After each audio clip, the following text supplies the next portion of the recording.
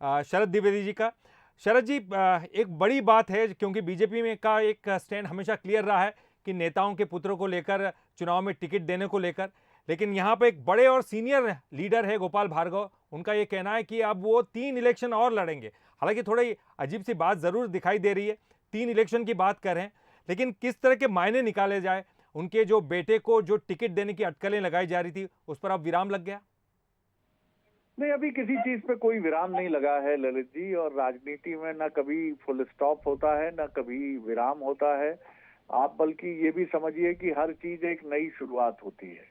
और इस बार मध्य प्रदेश में जो मेरे पास जानकारी है और जो बीजेपी के अंदर खाने से छन कर खबरें आई हैं, ये चुनाव की भी निषेध का यानी मना करने का चुनाव नहीं होगा कि उम्र इतनी है टिकट नहीं देंगे, फला नेता का पुत्र है उसको टिकट नहीं देंगे। इस बार मध्य प्रदेश के जो चुनावी समीकरण हैं उनको देखते हुए बीजेपी और कांग्रेस दोनों सिर्फ इसी इरादे से उतरेंगे कि विनेबिलिटी यानी जीतने की संभावना किस नेता या किस प्रत्याशी के पास है। इसलिए मैं ये बात फिर कह रहा हूं, इसके पहले भी एक बार चर्चा हुई थी तो हमने ये बात कही थी कि उन नेताओं को निराश होने की जरूरत नहीं है जो 65-70 के आसपास हैं या उससे भी आगे निकल गए हैं।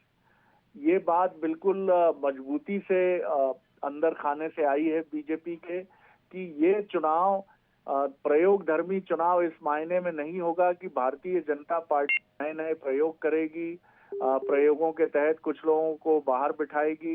इस बार का चुनाव सिर्फ जीतने का फैक्टर है। और गोपाल जी चूंकि एक मजबूत दावेदार हैं, आपको याद होगा कि 2013 का चुनाव उन्होंने ऐसे लड़ा था कि वो अब पूरे क्षेत्र में कहीं गए ही नहीं थे, घर पर बैठे बैठे अपने तख्त पर उन्होंने चुनाव जीता था।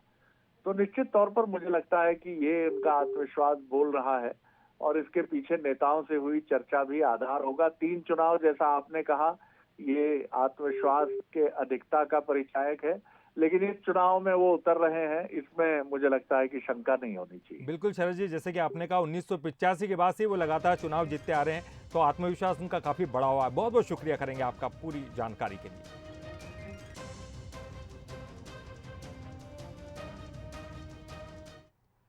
और भोपाल से एक बड़ी खबर और आ रही है, एमपी में हारी हुई